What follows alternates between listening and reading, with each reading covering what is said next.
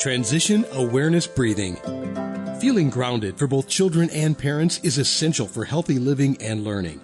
Join Eartha Powell on this series for tips and tools for creating a harmonious environment for learning. Transition awareness breathing will help you and your child find an individualized path to tackle change, promote lifelong learning, and discover new approaches to calmness. Hi everyone, it's me, Eartha. Welcome to Transition Awareness Breathing podcast video. Welcome back to the garden. There's a mosquito. So I thought we'd visit the garden again today and do like a follow-up and seeing what's going on. 2 weeks ago, we were out here at the garden and we were doing some mindfulness observing of the garden. We looked at the plants and smells. We smelled. And then a week ago, we did a mindfulness craft back at the tree house. And so I thought we would kind of, instead of going forward, just to kind of pause and revisit what's going on in the garden and what happened to the feeders out there by the tree house. And so we're going to do some mindfulness walking to the different parts of the yard. And I want to show you something first. So I don't know if you like different kinds of vegetables, and if you're adventuresome, if you're curious to try new things. But sometimes when we try new things, we open up a whole new world for our taste buds. And so these past few months, as I have ventured in changing my lifestyle, eating habits, and really appreciating nature and mindfulness and all kinds of things, I'm trying new vegetables. Personally, I really like vegetables. There's very few vegetables that I really don't like, and but I want to share with you one vegetable is spaghetti squash. And a lot of people are getting into all kind of different recipes for spaghetti squash, and so am I. I really enjoy making it. It's not as hard as I thought, but I want to show you something. When I opened up a spaghetti squash yesterday for my dinner, what a big surprise. So I'm going to show you what I opened. I wrapped it up and I'm going to show it to you.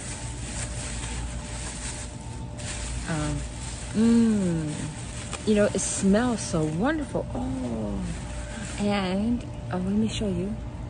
Look. So when I opened up the spaghetti squash, there were sprouts. These sprouts, it's like they're living on their own vegetable. They were developing, and I had this in the bag last night because I wanted to bring outside, and they have gotten even a little bigger because some of the sprouts were not open. Let me see if I can get it in there. It was kind of yucky. But I think this is amazing how all these sprouts were living in the spaghetti squash. And I'm going to touch it, and you can see right there.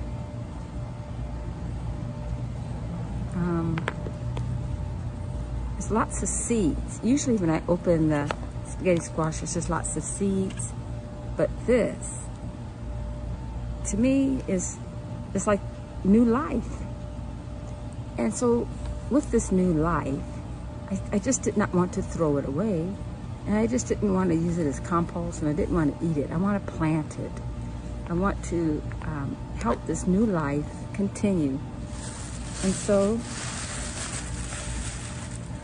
that's the next project.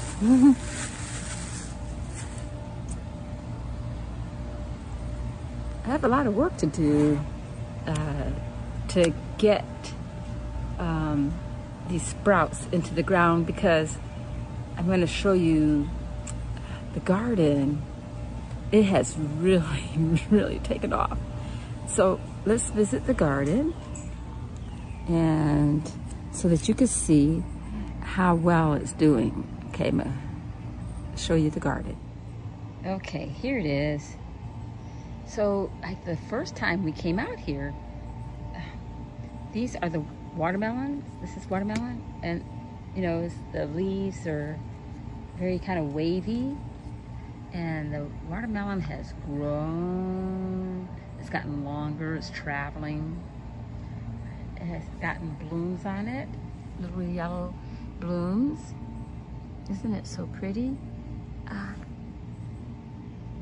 There it is, and it's traveling. Right here is the lemon tree, or lemon bush. It's supposed to be a lemon tree, but we have to do some grooming on it. Right next to it is sunflower plants. So the deal is, we had a very, very severe winter storm, and the lemon tree, I thought maybe, you know, I had lost it, it was dead. But I saw a little spark of a green leaf, and I thought, that root is still alive. But I didn't want to take the root out. So instead of taking the root out, I said, well, I don't know how long it's going to take for that lemon tree to come back. So I planted sunflower seeds in around the lemon tree. I said, well, it'll keep it some company. And boy, are they keeping themselves company. So I have sunflower seeds. Now the sunflower has a limit on it, so I know it's not going to be here all the time. And the lemon tree will be hopefully here, you know, a few more years. So I'm not worried that they are together and that there's a tire underneath there. Over here, we'll move on, are the green beans. And particularly they're called bush beans. And can you see the bush beans there? They pull some leaves back. Get closer. Got lots of blossoms. And I'm hoping that lots of blossoms means lots of bush beans. And one thing about gardening that I like is I like to not only plant the vegetables, I like to share the vegetables. That to me is just so beautiful, to take something from a seed, a little plant, and see those plants mature and bear fruit, and then share it with friends, family, neighbors, things like that, sharing. Over here is the tomato plant. He's gotten really big. And oh, there's a flower, there's a blossom. You know, I don't name my plants, I just, some people name their plants. And there's an eggplant blossom. Now, I'm going to show you some flowers I planted right here. These were on sale, these little guys, for 50% off. And so I said, you know, I have a home for these guys. And I thought that when I planted it in this planter, I thought, oh no, you get what you pay for. But no. See, that's thinking negative, because these plants are starting to develop a new bloom. And, you know, it's like the end of the life cycle for this bloom. But you see the green leaf? You see there? This plant is still really, really alive. And it's going to be beautiful. The same thing for this plant. There's a little green right here. You know, it's starting to develop some little leaves. And so we're going to nurture that. I'm going to really take care of that little guy so that that little plant can show its beauty. Now, I'm going to show you on the other side, going around the garden. I had a circular garden. The pepper plants. Okay, here we go. Oh, wow. You know, I knew I had one pepper, but I didn't know there's like, wow, there's one, two, there's quite a few peppers on here. Wow. That is so cool. So that's why, you know, revisiting when we're doing our mindfulness, we're trying to find out and improve different parts of our lives. Sometimes it does pay to kind of revisit and see how much we've improved and celebrate the victory. There are two beautiful looking peppers. Now you see that they're green right now, and if I was so excited, you know, and not paying attention, I would pick those guys. But this is the reason why I save those little tags, because this pepper, giant Marconi, it's a sweet red pepper. It's supposed to be red. So this pepper is still developing. So I'm not going to touch it or anything. This is supposed to be a cauliflower plant. So it has a lot of maturing. So the garden is still pretty young. It's doing beautiful. You know, I try to give it the right nutrients. It has the right sunshine. These plants are happy. And last night, the flowers here, you know, they attract the butterflies and the bees and help pollinate things. But last night, I kind of clipped off some of the dead blossoms. The blossoms had finished their cycle. They were dried, and so I plucked them so that it can make room for the new blossoms. Okay. So just as we've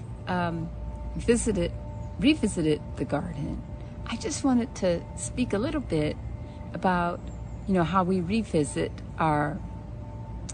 ourselves when we're practicing mindfulness. And we can kind of look at the steps that we did with the garden. You know, we looked and we found new growth, we found new vegetables. With the flowers, there were blossoms, and some of those blossoms had dried, and so that life cycle had finished for that blossom. So I plucked those blossoms and just let them fall on the ground. Some of those blossoms, maybe they'll be eaten by birds or bugs or something, and maybe some of those blossoms will be covered and grow new plants. So with ourselves and looking at our lives mindfully, you know, we too can visit what we're doing well. And when I say revisit, I don't mean to ruminate over the negative and even ruminate over positive so much that it takes us off track and puts us in a land of, living with rose-colored glasses where we don't see the reality, the truth. And I think part of practicing mindfulness is seeing things as the truth and seeing reality and the beauty of reality. And our challenges and our difficulties, we're not shying away from the challenges, but we're also not ruminating and dwelling on the negative. But what we're doing is seeing things and then coming up with possibilities. So sometimes we may need to pluck things away and groom things and move things around, and maybe some things in our lives needs a little bit more nourishment, a little bit more attention, and appreciate maybe new things that may be sprouting that we may be missing. So that's kind of really, I think, important when we are practicing mindfulness, whether it's mindful eating, whether we're doing just our regular breathing mindfully and walking. Mindfulness really means paying attention to the present. It's taking in through our senses, through sight, smell, touch, and seeing what's there for the right now, and then learning and adjusting and being aware of things that may cause us to have stressors and pressures, and so readjust and become aware of that pressure, and to be curious to see how we can adjust or move or pluck away to alleviate certain pressures. Sometimes we need to discover and learn new techniques, or venture, be curious, and find something different to do in place of putting ourselves in a position where we're looking at things from a negative point of view all the time. Life can be difficult. Life has difficulties, I'd rather say, but we don't have to get stuck in the mud of difficulties. So if we're stuck in the mud, it just means we're in a place where there's a lot of saturation of something, and so we can plant something positive in that saturation. And if you're in a place and there's a lot of saturation of mud and negativity, and you're coming with your sprouts, you're coming with something positive, I can assure you that you're probably going to meet some resistance, and that's okay, because what you're bringing to that place, that environment, is the possibilities of new growth. And so you put yourself in a position of, sharing with others how to see where you're at right now as a positive situation. And, you can either stay there, because it's always a choice, or you can move and create new life, new growth in that situation. And so, again, I really want to thank you for joining me in these transition awareness breathing podcast video out here in the garden. I'm going to walk around now, and we're going to check on the feeder, and I'm going to show you some different parts of the yard. I think that's also mindfulness. I can't plant everything in this garden. Not only has it gotten pretty full, but what I'm looking at is also the amount of sun, the amount of shade. Certain areas of the yard is kind of low, so it does become saturated. And that's how this garden got started. This was a low part of our yard, and so it was always muddy, and the grass wouldn't grow. So I thought, this is great for a garden, because the water will accumulate and something positive can come out of that. So that's why I was talking about, if you have something in your life and it seems to be saturated with a lot of things that's not constructive or challenges, maybe it's a good time to plant something that can grow from that. So let's go for a walk.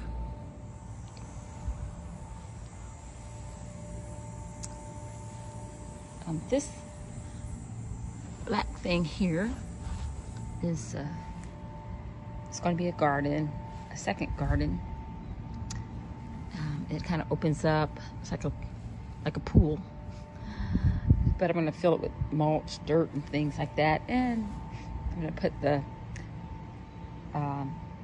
spaghetti squash sprouts in that, so it can have lots of space to grow. The yard is, I try to maintain it as kind of natural as I can because I appreciate the different textures and smells. This is a avocado plant that's a new member of their plant backyard family. I have him sitting over here getting used to this new environment, and he is soon to be planted in a nice, wonderful, beautiful pot where it can spread its little roots. And that this tree I'm going to call Lila.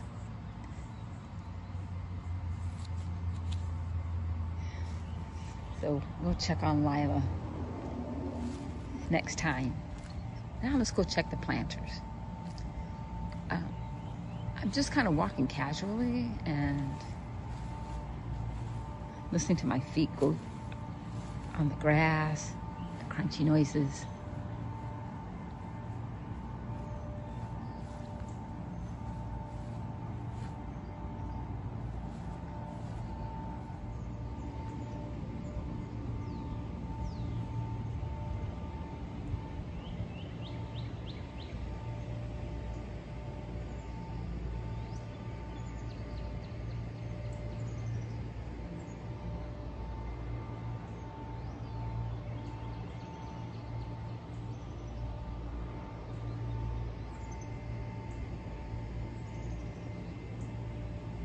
I don't see the other planters, but this one is clean as a whistle. Satisfied customers.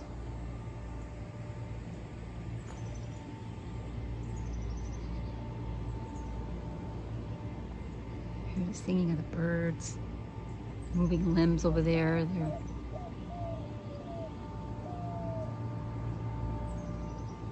And so the other planters are not here. The ice cream cone planter is gone, and the planter feeder is gone too. That's a great sign. Thank you, everyone, for coming back and checking in with us here in the garden. And I look forward to talking to you next time. I just wanted to add just a few things. You may not have the space for a garden, or a small one or a large one, but maybe I invite you to maybe even just think about, if you don't have a space for a garden, maybe a small plant in a small pot, or visiting a place where there are plants. And so, that you don't have to be the one to do all the planting and checking, but you can be the one to do the admiring and the mindfulness, the smelling and the touching. So I just wanted to leave you with that. Have a great day, and I'll talk to you again next time. Bye. Be sure and pick up a copy of Eartha's new book, Tab Mindfulness, Awareness and Coloring Activities in a Pandemic World. It's not just an ordinary coloring book. It features 23 illustrations to stimulate thought, relaxation, and creativity for anyone between the ages of 4 and 94. Increase your positive self-talk energy. Unlock new creative paths. Transform your time once or twice a week to create beautiful art while strengthening confidence, building positive self-talk, and sensitize self-awareness. Tab Mindfulness, Awareness and Coloring Activities in a Pandemic World. It's available now at Amazon.com.